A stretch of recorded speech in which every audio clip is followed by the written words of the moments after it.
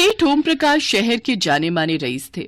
उनके बड़े बेटे अनिल की शादी सुजाता से हुई थी। छोटा बेटा निखिल भी शादी लायक था, पर उसकी शादी में एक दिक्कत आ रही थी, जिसका समाधान लेकर आज पंडित जी घर आए हुए थे। चिंता की कोई बात नहीं है सेठ जी, लड़की बिल्कुल हमारे निखिल के साथ मेल खाएगी। कद काठी भी निखिल बेटा की तरह छोटी है। वो लोग भी अपनी बेटी वंदना के लिए छोटी हाइट का लड़का ही ढूंढ रहे थे। मंदिर में मेरी किशोर जी से बात हुई तो उन्होंने मुझे लड़के के लिए लिखवा दिया। मेरे दिमाग में सबसे पहले निखिल का ही नाम आया था, तो सीधा यहाँ चला आया। अच्छा किया पंडित जी, मैं तो कब से आपको निखिल के लिए कोई लड़की बताने के लिए कह ही रहा था। आप कह रहे हैं कि लड़की अच्छी है, तो हमें भी कोई दिक्कत नहीं है। तो देर किस बात की है? सुनो जी, हम कल ही लड़की देखने चलते हैं। अब सेठ जी, बस एक परेशानी है।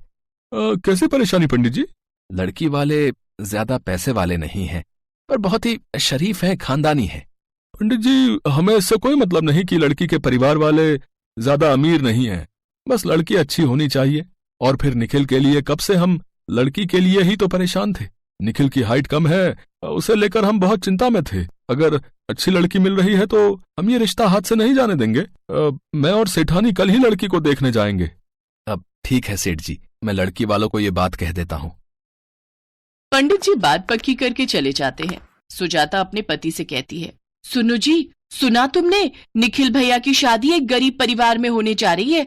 पता नहीं माँ बाबूजी को क्या हो गया है, घर की इज्जत की कोई चिंता ही नहीं है। सुजाता, माँ बाबूजी ठीक कह रहे हैं। तुम जानती हो ना, निखिल बचपन से ही बौना है, उसके लिए बौनी लड़की मिलना बहुत मुश्किल है। अब जो मिल रही है वही ठीक है।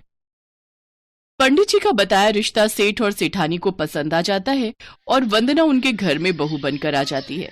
वंदना कद में भले ही छोटी थी, पर देखने में वो बहुत सुंदर थी। साथ ही उसके लंबे घने बाल उसकी सुंदरता को और निखार देते थे। निखिल और वंदना एक दूसरे का साथ पाकर खुश थे। माँ बाबूजी, मैं वंदना को अपनी कपड़ा मिल दिखाने ले जा रहा था। हाँ हाँ बेटा, जरूर जाओ। आखिर बहू को भी अपने घर और व्यवसाय का पता होना चाहिए। दिखा लाओ। मुझे तो तुम आज तक नहीं लेकर गए। ये कल की आई लड़की सही है, देवर जी उसे अपनी कपड़ा मिल दिखाने ले जा रहे हैं। सुजाता, मैंने तुम्हें कितनी बार तो बोला है, तुम खुद ही टाल देती हो।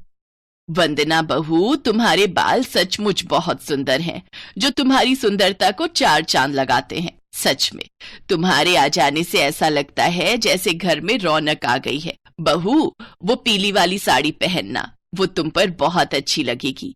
मैंने तुम्हारे लिए खास दुकानदार से मंगवाई है।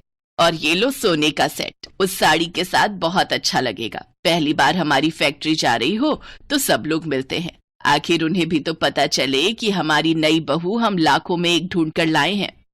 थैंक यू माँ जी, थैंक यू सो मच। वंदना को सबके साथ घर में घुलता मिलता देख सुजाता उससे जलने लगती है। इस वंदना का तो कुछ करना ही होगा। ये बौनी बहुत तेज है, अगर मैं इसके बाल खराब कर दूं तो ये बिल्कुल भी सुंदर नहीं रहेगी। हाँ, मैं इसके बाल खराब कर दूंगी। फिर क्या था, एक शाम जब वंदना सो रही थी तो चोरी से सुजाता ने उसके बालों में एक ऐसा पदार्थ लगा दिया जिससे वंदना के बाल आपस में चिपक गए और किसी भी इलाज, किसी भी शैम्पू से वो बाल ठीक नहीं हुए। आखिर में वंदना को अपने सारे बाल उतरवाने पड़े।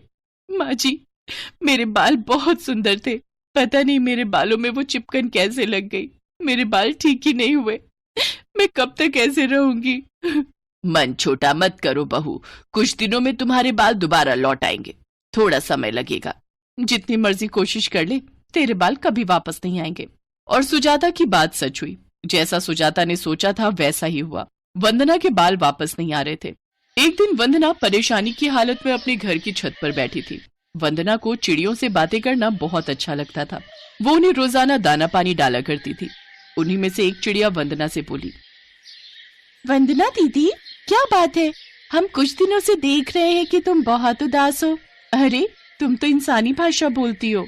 हाँ वंदना दीदी, हम सभी चिड़िया इंसानी भाषा बोल लेते हैं, पर हम ये सच्चाई किसी को भी नहीं बताते, नहीं तो हमें सब पकड़ लेंगे। तुम अच्छी हो, इसीलिए मैंने तुमसे इंसानी भाषा में बात की। दीदी मुझे बताओ, तुम उदास क्यों हो? शायद तुम्हारी परेशानी हम दूर कर सके। मेरे बाल बहुत सुंदर थे, पर ना जाने कैसे किसी पदार्थ से चिपक गए और उन्हें कटवाना पड़ा। अब वो वापस ही नहीं आ रहे हैं। मैं गंजी हो गई हूँ। मैं अपने इस रूप के साथ बाहर कैसे जाऊं? बस इतनी सी बात। तुम अपनी आंखें बंद करो और फिर देखो मेरा जादू।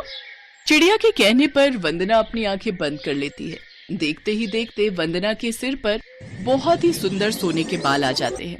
उन सुनहरे बालों में वंदना बहुत सुंदर लग रही थी। अपनी आंखें खोलो दीदी, देखो तुम्हारे सिर पर बाल आ गए हैं, सोने के बाल, सुनहरे बाल। हाँ, ये तो सच में सुनहरे बाल हैं, सोने के बाल हैं। तुम्हारा बहुत बहुत शुक्रिया चिड़िया रानी, तुमने मेरी परेशानी दूर कर दी। अरे मेरी प्यारी दीदी, अब ये तो सुनती जाओ कि तुम्हारे बाल खराब किसने किए हैं। तभी वंदना की सास छत पर आ जाती है। वो भी चिड़िया की बातें सुन लेती है। वंदना दीदी, तुम्हारे बाल तुम्हारी अपनी जेठानी सुजाता ने ही खराब किए हैं।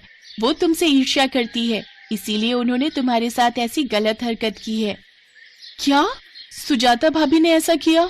मैं ऐसा सोच भी नहीं सकती कि भाभी मेरे साथ ऐसा करेंगी। ये सुनकर मुझे बहुत दुख हो रहा है। वंदना बहू, मैंने सब कुछ सुन लिया है।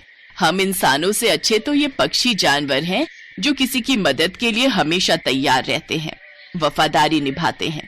तुम इन्हें दाना पानी डालती हो और आज बदले में देखो इन्होंने तुम्हारी मदद की। पर सुजाता बहू ने जो तुम्हारे साथ किया है उसके लिए मैं उसे कभी माफ नहीं करूंगी। मैं अभी जाकर उसकी खबर लेती हूँ।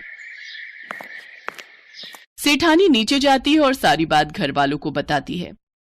सुजाता, तुम इतना गिर जाओगी? तुम्हें किस चीज की कमी है इस घर में? तुम्हें तो वंदना को अपनी छोटी बहन की तरह प्यार करना चाहिए था। सुजाता भाभी, अगर वंदना चाहती तो वो भी आपसे नफरत कर सकती थी। वो तो छोटी हाइट की है, आपकी हाइट तो बिल्कुल ठीक है, पर वो तो आपसे नफरत नहीं करती।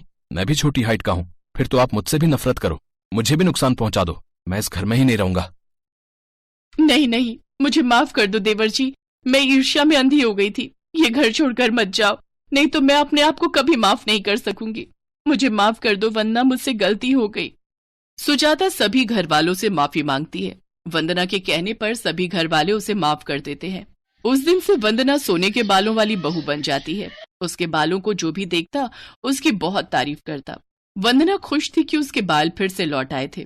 कहते हैं व्यक्ति को उसके अच्छे कर्मों का फल अवश्य मिलता है, जैसे वंदना को उसकी दयालुता का फल चिड़िया रानी ने दिया।